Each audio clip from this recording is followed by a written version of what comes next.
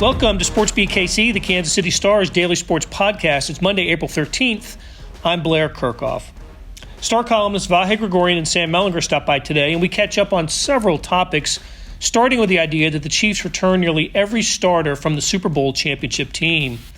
Some might say that's not always a great thing, that new blood is required to keep a team energized. Hear what Sam and Vahe have to say. After a break, we switch gears and talk about what sport may be best positioned to restart in a post-COVID-19 world. We talk about how a new division for the Royals, and new divisions is one of the plans baseball is contemplating, playing games at the spring training sites in Arizona and Florida, how that could impact the Royals season, and where should a Mizzou-KU football series be played? On campus, at a neutral site? We talk about that. All of this on today's SportsBeat KC. Let's get started. What's up, fellas? Fella? Blair? Sam, Vahe, great to be with you guys again. We're doing this a little differently this time. We have Sam over the wireless. Vahe and I are under the same roof, but spacing, doing the social spacing thing. Yeah, social spacing, plus I'm just spacing out anyway, so we're in pretty good shape, double duty. So last week, I really dropped the ball. I was remiss in not mentioning some of the COVID-19 grooming tips that some of us are practicing.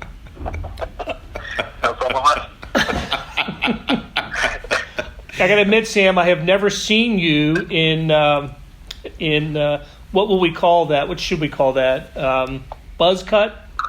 A COVID cut? COVID cut? There was some Eminem reference out there I thought I saw. Yeah, I did see that. I saw it. Certain somebody. Hey, man, you wear it well.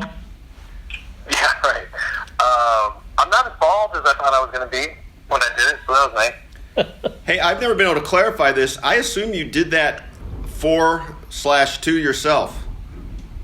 Yeah, that's a good way of putting it. I mean, it was look, guys. Like, I remember thinking, I need to get my hair cut before the Big 12 tournament because this is starting to look ridiculous, and I need to get it cut before basketball starts, or I'll never get it cut. So I didn't.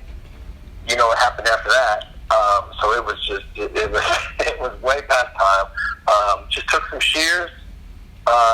Kind of guessed on some things. Kate, my wife, if we were on video, I would air quote this, but helped me with the back, and I ended up with a little bit of a bald spot in the back. But I figure, you know what, like if there's ever time in your life to have just a crap-ass haircut, like now is probably the time.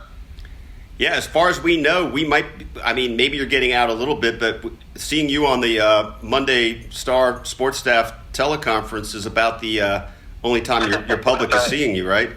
Or that, I guess you did a little Channel 41 bit that somebody's wife in here may or may not have intruded into the Twitter world where she does not belong. Right. Yeah, no, I mean, it's been, you know, like I don't think I've filled up with gas since the Big 12 tournament. Yeah. And, I mean, it's still pretty close to full. The grocery store's not that far away. So, yeah, I've been here. I've been here. And the shame is the price of gas is as low as I can remember. It's $1. I know, I want to hoard it. I know. That's what people should be hoarding, not toilet paper. That's right. All right. Hey, so since last we spoke, a couple things have happened on the Chiefs front, probably the most significant being Bashaud Breeland's signing. I got a couple questions I want to ask you guys about that, but first of all, that I think next to the decision on Chris Jones, whether to franchise tag him or sign to a long-term deal, which is still out there, right? He is franchise tag. This was the most significant of the free agent signings for the Chiefs. Agree? Since I'm right here, I'll chime in real quick, Sam. Just we got talking about him a lot, and he looked like a really interesting X factor in both in terms of what they would have the ability to do, but also the spirit to do.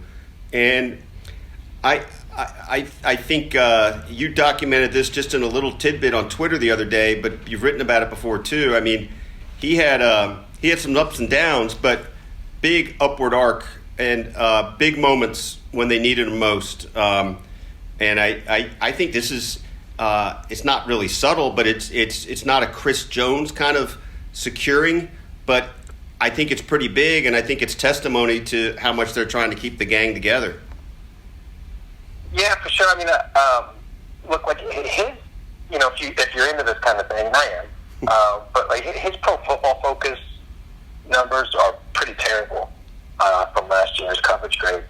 But that doesn't match up. As much as I like analytics and everything else, I also like to actually watch the games. And that doesn't match with what I feel like I saw game in, game out, watching every snap of the season at least a few times. And, he had some big misses, but he made some really huge plays. And I know he's not young. I think he's 28. And, for that position, that's a little bit old. Yeah, he's 28, just turned 28 in January. For that position, that's not kind of, the meat of the career. He's not that fast. So, I mean, you can knock him, but to me, I thought he was going to get a really big contract. I thought he was going to get the kind of contract that Kevin Fuller ended up getting, actually. But like when I think of Bashaud Breeland last year, I think of that Patriots game, and he was pretty terrible in the first half and early. He got some penalties, if I remember right, and gave up some plays, and but then he saved the game. He absolutely saved the game, and he had that great interception where he fooled Tom Brady, he fooled Chris Collinsworth on the broadcast too, and then knocked the ball down in the end zone to save the game. And I'm actually looking at his Pro Football Focus grade from that game. He was a 63.8 in coverage, which isn't great at all. But to me, that doesn't tell the story of the impact that he had on that game. You know what I mean? And I think that can be said for him throughout. I mean, just the Detroit game, he really cut down on penalties as the season went on, and I have to think that that's due in large part to get a growing comfort with what the Chiefs were trying to do. So I think he outplayed that Pro Football Focus number. I think he's better than a guy that you should be able to get for 1 year, $4.5 million. I think it's great. I think, Sam, am I right, or Blair, am I right? Didn't he have penalties on either back-to-back plays or three plays on that one drive you were referring to? Yeah. According to this, he was called for 2. 1 was accepted. Yeah. Okay. And gave up 2 catches for 72 yards and a touchdown. Yeah. I'm holding in my hands here the flip card from the Super Bowl, which has the team's 2 deeps on here. And as I go down the Chiefs' offense and the Chiefs' defense here, there's some names that aren't going to be back with the Chiefs next season, but mostly, almost entirely, the starting lineup is returning. The two guys that started the Super Bowl that will not be back with the Chiefs, Stefan Wisniewski and Fuller didn't start. Reggie Ragland did. Now Ragland, and they started 3 linebackers. Ragland started, and when they started a nickelback, then Kendall Fuller started. So, first of all, let's establish that there are times when you need new blood. The Patriots never seem to bring back the same team after winning a Super Bowl, but in this case, I just get a sense that people are pretty happy that so many guys are back with the Chiefs. It's interesting with the Patriots because they had certain mainstays, but also they were willing to get rid of people before they aged, basically, or see things as parts. The thing that I'd have to study this more, but I think that's a little different. This is still such a young nucleus with the Chiefs that I think, whether it's now, I guess Travis Kelce's pushing that concept, but he's certainly in his prime.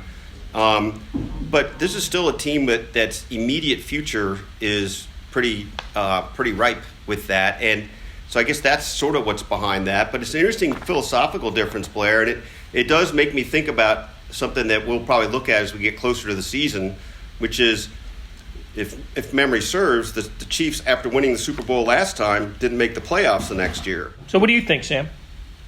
Yeah, well, look, I feel pretty strongly that that Patriots way that Vahe was just talking about is the right way to go. I think you need new blood. I think that no two seasons are alike. And I think there's strategic reasons to change. I think there's motivational reasons to change. I mean, I think that that's generally the way to go. And the Patriots are proving that over time. And I think a lot of teams do make a mistake of waiting too long. All that said, I am all in on what the Chiefs are doing. I think that for a few reasons. I think that their roster's pretty young. You know, I'm just trying to think of who are the guys that you feel like are at that point in their career where they're about to fall off. They're not going to hit 100% on all this, obviously. But, you know, I think Mitchell Schwartz is, unless I'm forgetting about somebody, is Mitch Schwartz the oldest of, you know, kind of what you'd consider the core of that team? And I don't think he's within 3 or 4 years of a career fall off. You know, the position he plays, the work he puts in, the consistency. So, and I also think that this can't be ignored. Has there ever been an NFL offseason where continuity is more valuable? And, you know, not just with the roster, but with the coaching staff. And here's a team that in the last 2 years, the only team that's been able to stop the Chiefs offense is the 2018 Chiefs defense. And they're that good, and they don't even lose their offensive coordinator. And their quarterback is 24 or 25. You know, their best receivers, 24, 25. Travis Kelce is 29, 30. You know, it's a roster that I think you can imagine aging well, at least in the very short term. So I think it's 100% the right strategy to try and keep all these guys together. Does this change the way they approach the draft now? Because we were all thinking cornerback just a couple of weeks ago with Breland back. They're still, and they signed who was that? Antonio Hamilton. Is corner or / defense still the guess on for the first round pick? Well, so I think I think 31 teams would trade rosters with the Chiefs. So these are sort of high-level criticisms, but I think there's 3 spots where, you know, you could see them really trying to upgrade, and it's still corner to me, and a linebacker, especially one that can cover, and the interior of the offensive line. And I think those are the spots that they will and should target early. If it was up to me, I still think you go with a corner. I just with their cap situation and the value that's put on that position, that's the best talent that's going to be available to them you know, through the draft with that 32nd pick for a corner. So that's what I'd like to see him do, and I think you can get a linebacker with some coverage skills a little bit later, and they've proven an ability to find interior linemen, you know, deeper into the draft. So, but, you know, EPA, right, best player available. Yeah, and it's going to be it's a good year for corners, but a lot of teams are targeting that position. I'm not sure unless the Chiefs trade up. There's some guy they really like that there'll be somebody at 32 that's in the top 3 or 4 at that position for the Chiefs. We'll have to see. And look, there's going to be a lot of draft coverage in the Star and on kansascity.com and on this podcast over the next week and a half. So stay tuned for that. Hey, let's take a break and we'll talk about some other sporting issues when we get back. Hey, it's Blair. Hey, we have a special subscription offer for SportsBeat KC listeners, unlimited digital access to the Kansas City Star's award-winning sports coverage. Sign up now for 1 year of Sports Pass for access to all the sports news, features, and columns we have to offer. And it's only $30. That's a 40% savings off our regular rate. For your convenience, your subscription will automatically renew after the initial term at $50 unless you tell us to cancel.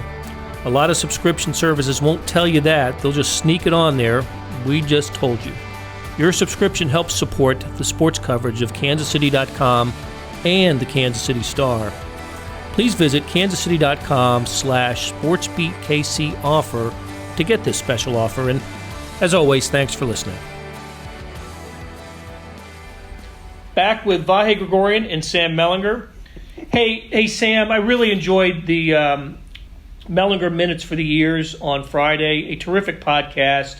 If you're not listening to it, get subscribed, get this thing. The Gary Woodland interview was just terrific, and I wanted to ask you a question off of that, and that is the suggestion that golf may be best positioned to be the first sport back in some form, that maybe not familiar with galleries and maybe some other differences, but Gary seemed to think that golf was in a pretty good position to be the first sport back. Yeah, and I agree with him too. And I do hope, not just for selfish reasons or whatever, I do hope people listen to it. I think Gary brought up some good points. It's not just about playing the golf, right? Like there's a lot more to putting on a tournament that would have to be addressed in these times. There's locker rooms, there's meals, there's volunteers, there's a lot of logistic that would have to be managed. But if you just think about the actual sport, it's the only sport that can be played in a familiar way while following social distancing, and not just that, but with players not touching the same equipment. And right there, specifically, I'm thinking about tennis, right? Like I think tennis has some advantages, but you still have the ball, I don't know what the health experts would say about that. But golf, you could get creative, right? Like you could have a caddy, carry the bag, or maybe even be in a cart, and the player grabs his own club that's been sanitized before, and he's the only one that touches the club. You can have a volunteer at the course, pulling each pin, a volunteer raking the traps, so that nobody touches anything other than the ground or their golfer, their own club. I mean, I think that you can close your eyes and kind of picture how that would work. And I also think, and Gary brought this up on his own too, that there's obviously a huge financial incentive in every league, in every business around all this. But for golf, for whichever sport, and golf is positioned to do it, but you imagine if they're the first sport back playing like competitively, even without fans and all that stuff, their TV ratings would be through the roof. Right. And obviously there's some exposure, short-term and long-term benefits in that, right? Like, and who knows how many golf fans can you create just by being, maybe this isn't the best term, but just you have a captive sports audience. If this is the only thing on, people are watching old spelling bees. They're not going to watch a live, real golf tournament. It's a huge opportunity, and I think they are positioned to take advantage. I thought that was interesting. All right, so let me ask you, what do you guys think of a division, a baseball division for the Royals that includes the Milwaukee Brewers, the San Diego Padres, the Seattle Mariners, and the Texas Rangers? This is our grapefruit division. Our cactus division. Our cactus division. Yeah. If baseball returns in that way, that would be games played only in Arizona at the spring training sites. Just looking at those teams, those are the teams that are in Peoria and Surprise, and then the Brewers, I forgot where their home base is, but it must be close to Peoria and Surprise. And that's one of the suggestions, one of the models that baseball's considering. It hasn't been, I don't think it's been shot down yet. This came out late last week, but kind of interesting. Would you? I'd watch those. I'd watch some games. Well, what I don't know about the model, and I'm sorry I'm not more conversant in it, is would it be effectively that's their whole schedule until they get to this sort of hybrid playoff? Is that the notion? I don't know if we know that. I don't know if that's going to be the entire 100 game season, or if there's an all clear in September or October that you could bring baseball back to the originating cities or not. But I don't know. I was kind of struck by this idea and the concept. All of these things I think are very interesting, and I think that the big question for everybody is, the hunger for the return of the sport versus the abandonment of kind of the aspects of it as we know it, right?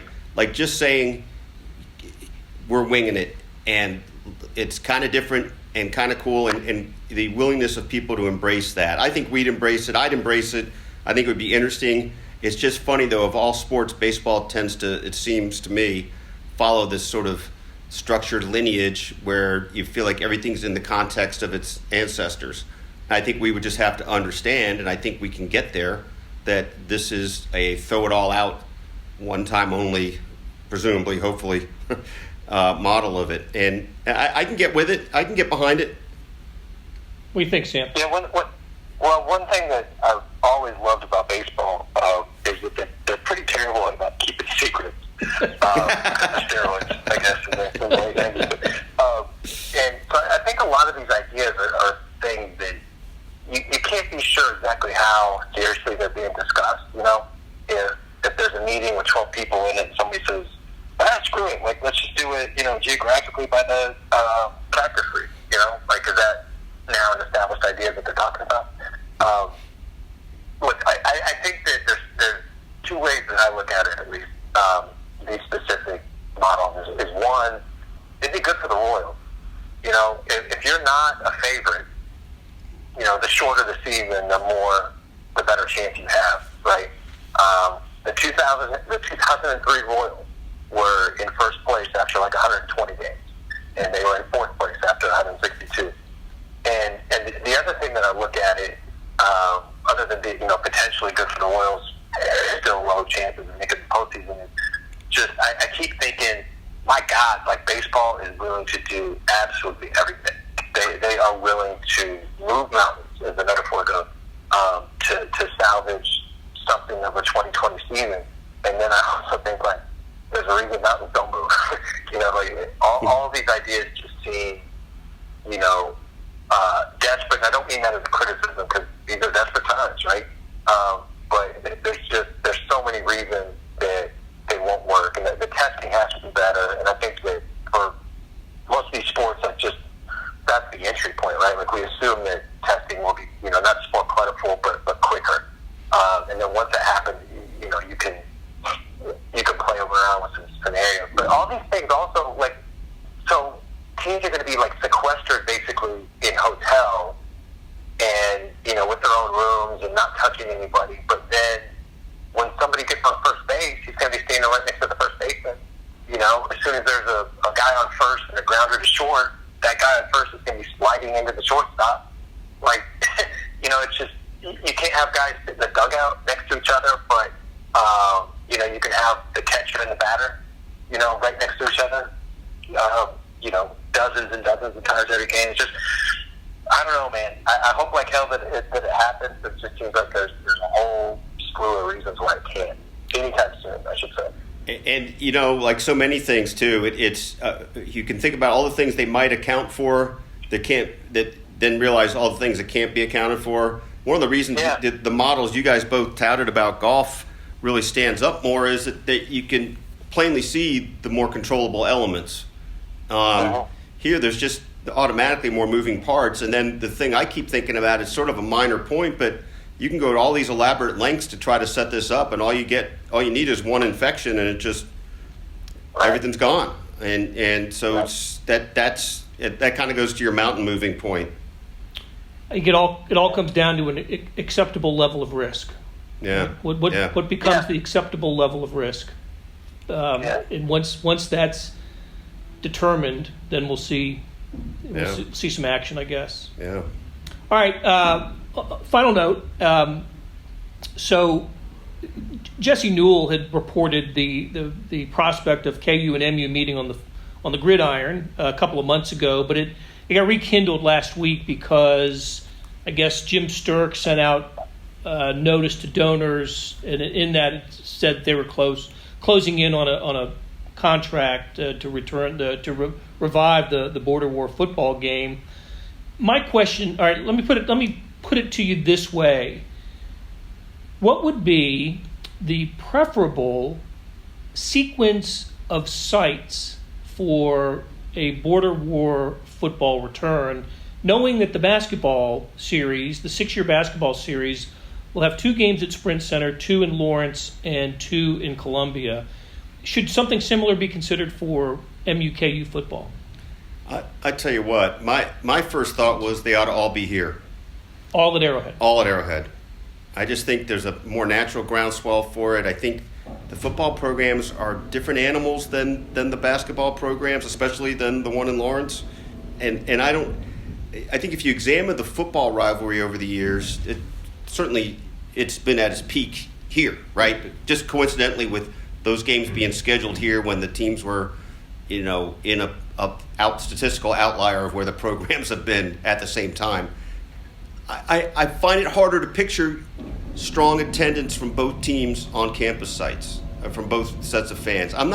Could be totally wrong, but I picture a semi, 3/4 full-ish Arrowhead, even if the teams aren't great here.